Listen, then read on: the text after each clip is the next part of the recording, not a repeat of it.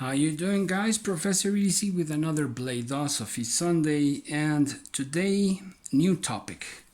I'd like to talk about we see what we want to see, not necessarily what is real or what is true.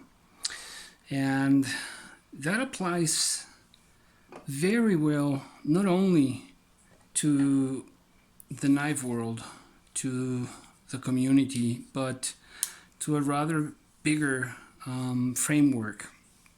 It applies to life itself, it applies to news, it applies to what is happening around the world. This knife, to me, what I see here is just a whole bunch of quality. Not only that, but aesthetically speaking, this is one of my all-time favorite knives. And I love this knife so much. And there are aspects of this knife that are objective, but there are aspects of the knife that are really subjective. What makes me think when I look at it open or closed, as well as this folder. You know, this is the Kaiser. By the way, this is the Red Horse Hellraiser. This is the Kaiser Matanzas, and man, do I love this blade, this folder. It's so well done, but so gorgeous, at least for me. Everything that you see on the table are blades that I consider very of a not only high quality, but that I enjoy very much. And again, I have to think each and every one of my blades go through a process of a long-term process. Some in the beginning I know that are going to go quickly. Some I test out.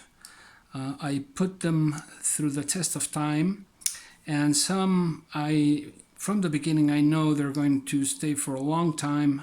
If not for, well, they're going to stay in the collection just steadily.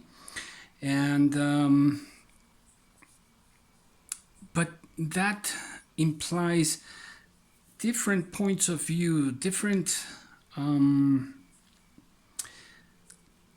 stands on what I think of quality and what I think of aesthetics and what I think that I like. And not only that, but this eternal discrepancies between users and between collectors, between a more common use and display, just a display use, if you'd like to call it that. But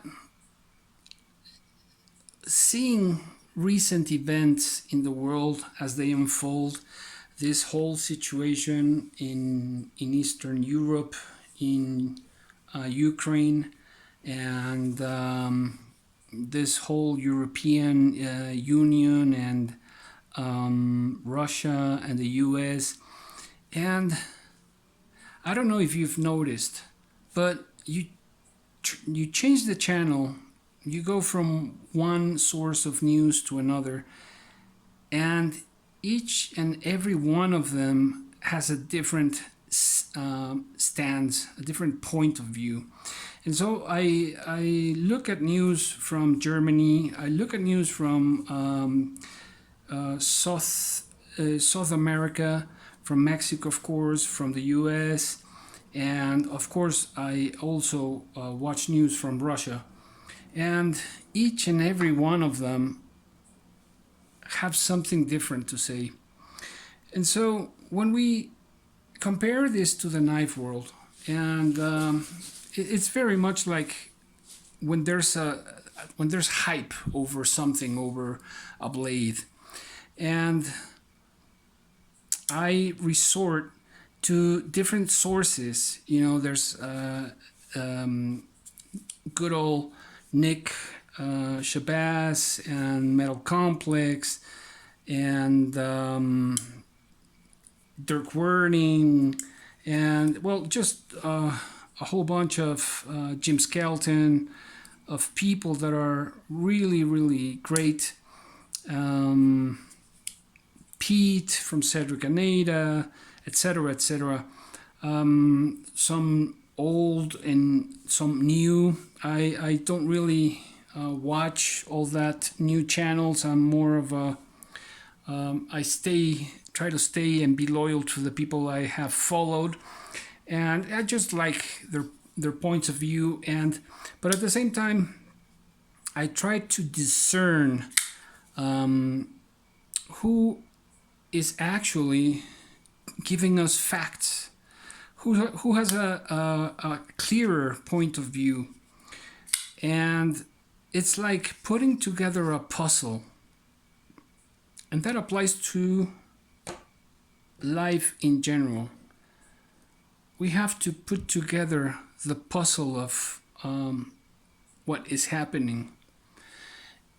Otherwise, we are just going to buy into the lies one person or one channel or one side is telling, and or the counterpart.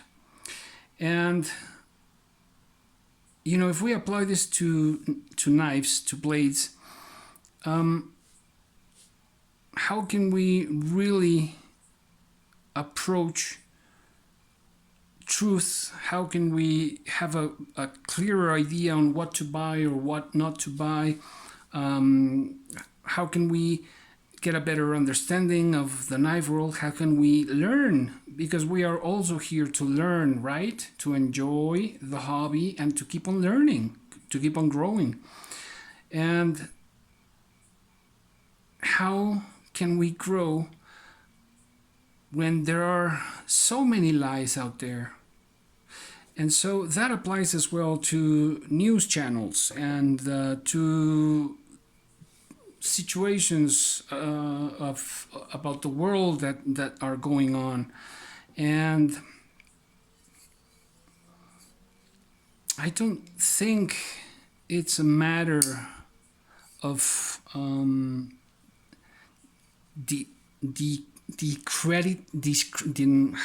what's the word I'm looking for, to take away credit from anyone, but rather to gather facts so that we can have our own opinions made up of facts and opinions of people that we truly respect. And hopefully those people will be smart, will be insightful, will be wise, better informed people. And that's why we watch these channels, don't we? To get a better sense of what's good and what's not. But we have to ask ourselves, how do I interpret, how do I understand reality? How do I understand events? And we got to be honest with ourselves. I may like a big knife. I may like, let's see, the Formax Scout. I enjoy that knife very much, but in matters of usage, I'm going to use this knife a whole lot more and better than that one, even though I like the other one quite quite a lot. So, because we do come across those type of questions, don't we? And they may seem a bit silly, like so many times we say first world problems. Yeah, but at the same time they reflect the way we our thought process and our living process. And I think that's something that we should worry about, especially during these times. So you see, it's not only a matter of aesthetics or pricing, or like in the series about clones in China.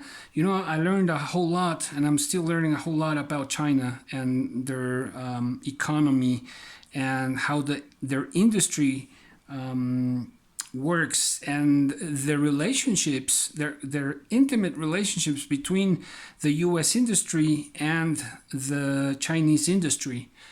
And those are things that are not said openly.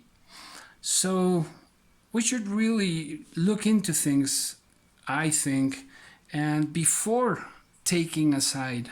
As a teacher, when there's a problem between kids, we listen to both sides of the story, or if there are more kids involved, we listen to all the kids that were involved. And then we think about what happened, and so we deliver in order to come up with an appropriate answer for the kids, an answer that will help them grow and learn, right? That's speaking as a teacher.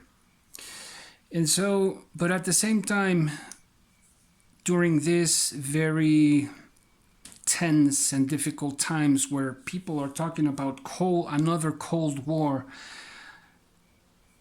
I think we gotta be smarter than what is being announced and what the media is trying to do to us.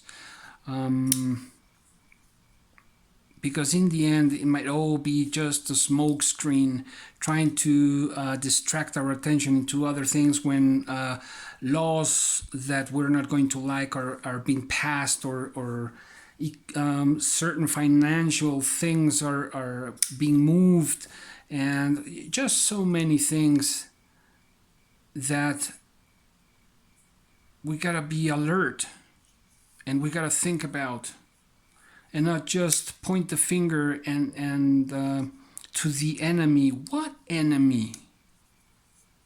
Do we really want to have enemies? Because that's something we also can decide. So, keywords in all of this, keywords that I think, I'm going to think about, and I recommend for everyone to think about in order to improve our lives with ourselves, with our loved ones, with our neighbors, and with our neighbors from afar. Reconciliation. Reconciliation. That's something very important. Can we reconcile with ourselves, with our past? Harmony. We all want to live in harmony, don't we? In cooperation, that's another key word. Cooperating with each and every one of us. Having empathy for the next person, and respect.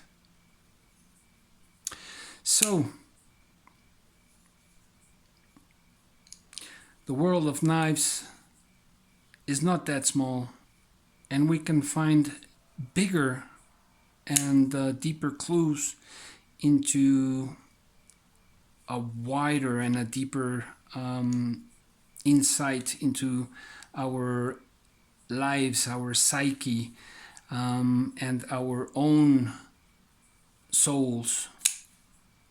At least that's what I think. Anyways, I hope this video helps you think a little bit outside the box, and helps you in just any way. In the meantime, I wish you well, Godspeed, and hope you have a wonderful week ahead. Professor EDC out.